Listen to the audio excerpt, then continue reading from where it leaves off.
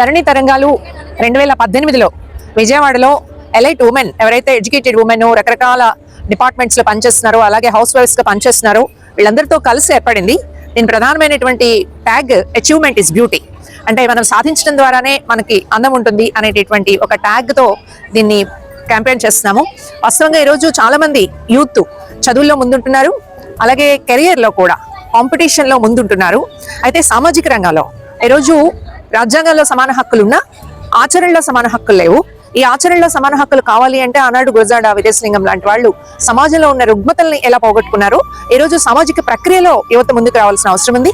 అయితే ఒక బిడియము ఇలాంటి వాటిలో వస్తే ఏమవుతుందో అనేటటువంటి ఒక సంకోచము, వీటి ఫలితంగా ఎక్కువ మంది రాలేకపోతున్నారు. సో మేము తరుణి తరంగాల ద్వారా నెలకు ఒక కార్యక్రమం పెడుతూ ఇయర్లీ వన్స్ ఒక ఫెస్ట్ కార్యక్రమాన్ని నిర్వహిస్తా ఉన్నాము.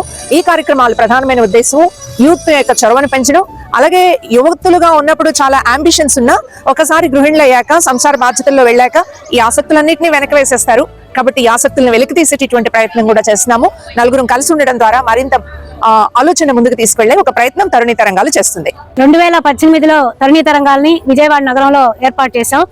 ఈ రోజు సమాజంలో అన్ని రంగాల్లో మహిళలు రాణిస్తున్నారు, తమ శక్తి సామర్థ్యాలని నిరూపించుకుంటున్నారు.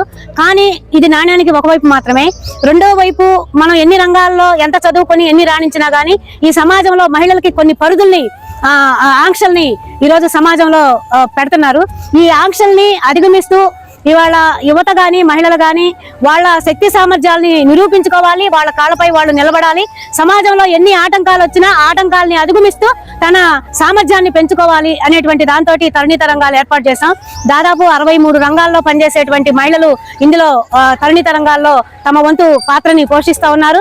భవిష్యత్తులో కూడా దీన్ని మరింతగా ముందుకు తీసుకెళ్ళడానికి నగరంలో ఉండేటువంటి అనేక రంగాల్లో పనిచేస్తున్నటువంటి వాళ్ళని కూడా కలుపుకొని చేయడానికి మా వంతు ప్రయత్నం చేస్తాము. అంతేకాకుండా ఇవాళ చాలా ఆటంకాలు ఉన్నాయి. ఆటంకాలని అధిగమించి ఆడపిల్లల శక్తి సామర్థ్యాలని వాళ్ళ గుర్తు చేసుకోవడానికి ప్రధానంగా వేదిక కల్పించాలనేటువంటి దాంతో ప్రారంభించాము. దీన్ని మరింతగా ముందుకు తీసుకెళ్లాలని అనుకుంటున్నాం.